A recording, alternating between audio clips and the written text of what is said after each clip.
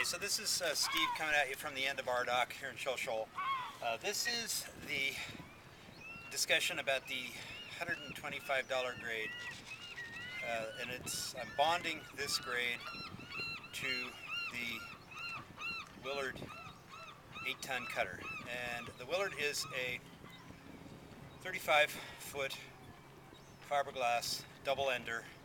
That means it's harder to tell the bow from the stern on this because they both look similar. They're pointy, and that makes it more seakeeping, better seakeeping. And these hulls were originally designed to go to sea as a fishing trawler, a motorized vessel, and they got adapted to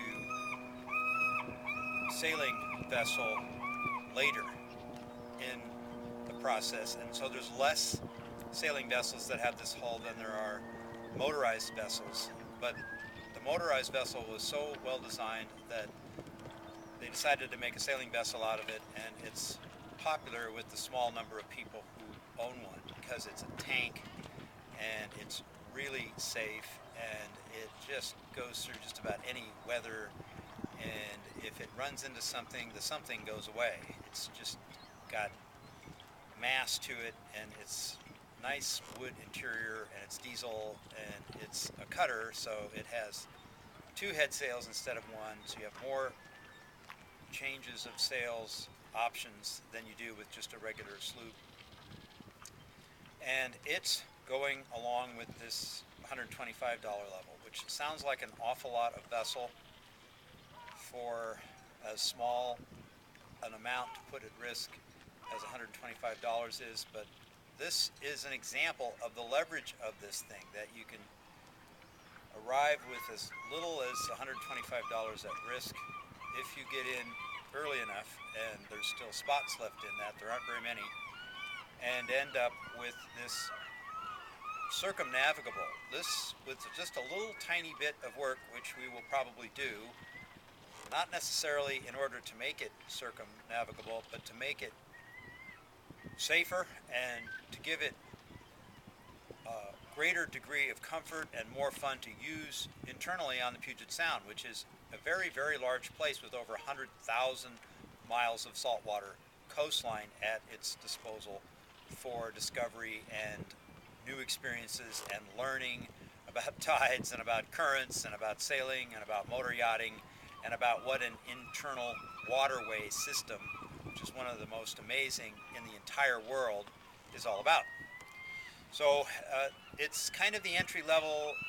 It's not like the big vessels that are available at the higher pay grades, but you can start here and move up, including with the Force Business Inflator. We call it the FBI because you can't produce in this without going up to a larger product line. That means more things that you can sell, including the 125.